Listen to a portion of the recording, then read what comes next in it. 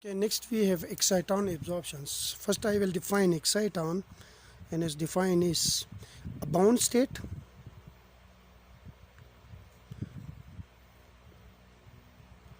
of electron and hole which are attracted each other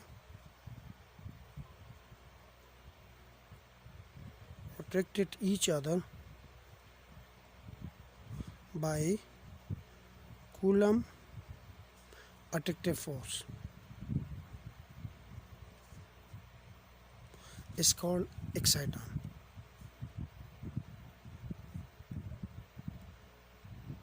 Suppose we have an electron and a hole which attract each other. So this hole attract electron towards itself and electron attract hole towards itself by Coulomb force. Then this pair of electron and hole is called exciton. Now we know that in semiconductor we have electrons in the valence band. This is the valence band, and this is the conduction band, which is, let's suppose, completely empty. I am asking about like the intrinsic semiconductor. Now if light falls on this semiconductor, then this electron absorbs this light energy, or this photon of energy E is equal to h nu, and this electron moves to the conduction band. Once it moves to the conduction band, then there is a hole left behind in the valence band. Now the electron is free in the conduction band and the hole is also free in the valence band. Now if we draw the crystal structure of this semiconductor, these are the atoms. So we have a electron in this crystal structure, and we have a holes also in this crystal structure. So this is, let's suppose, electron, okay, this negative sign, and this is the hole. Now the electron and hole attract each other. This electron and hole attract each other by Coulomb attractive force and form a bound state which is called exciton. And in this exciton, the two particles, like the electron and hole, revolve around each other, or more accurately, these two particles revolve around their center of mass. Let's suppose if the center of mass is here, then this particle revolve around the center of mass.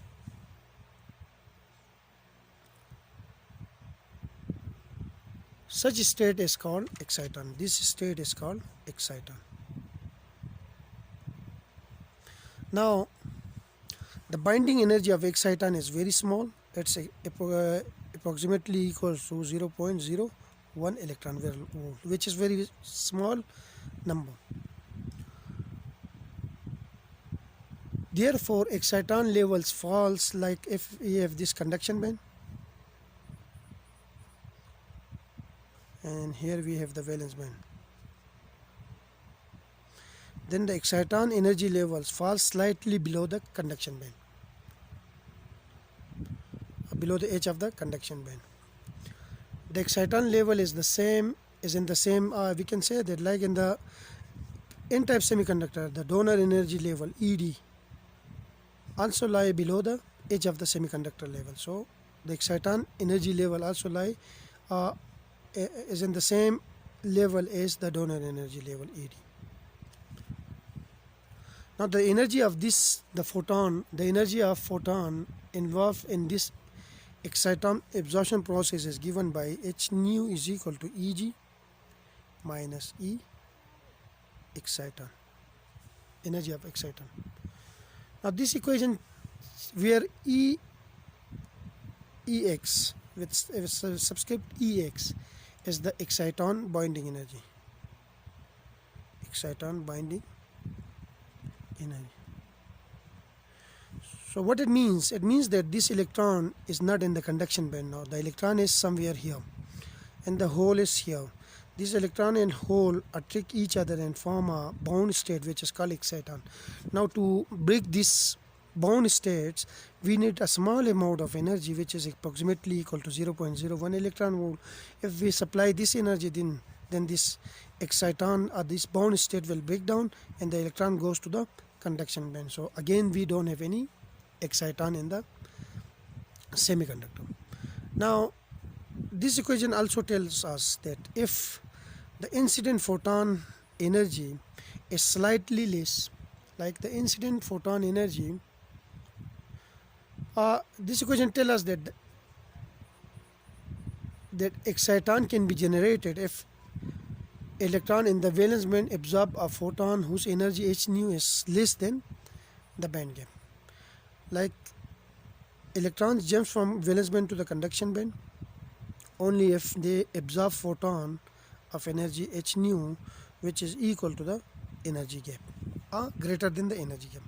Now if this photon has a slightly has energy less than this energy gap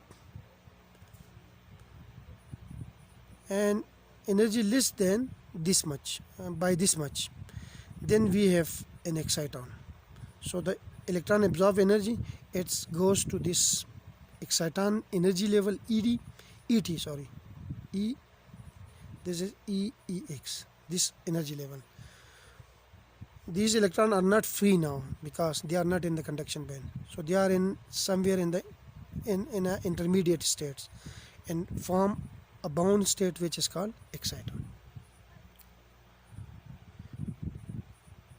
Now if the incident energy, I already told you that if the incident energy is equal to the band gap, then we have the fundamental absorption. And the exciton spectrum therefore consists of a sharp line falling below the fundamental edge. So here we have the exciton,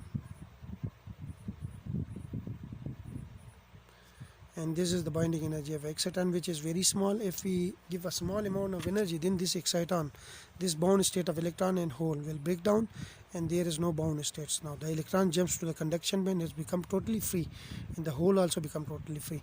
But if the incident photon energy is smaller than the energy gap, and the amount by which the energy is smaller is given here, if it is smaller by this much, then there is an intermediate state where the electron goes. The electrons are not free now, so these electrons are bound with this hole. So there is a bound state which is called exciton. So this is all about exciton absorptions.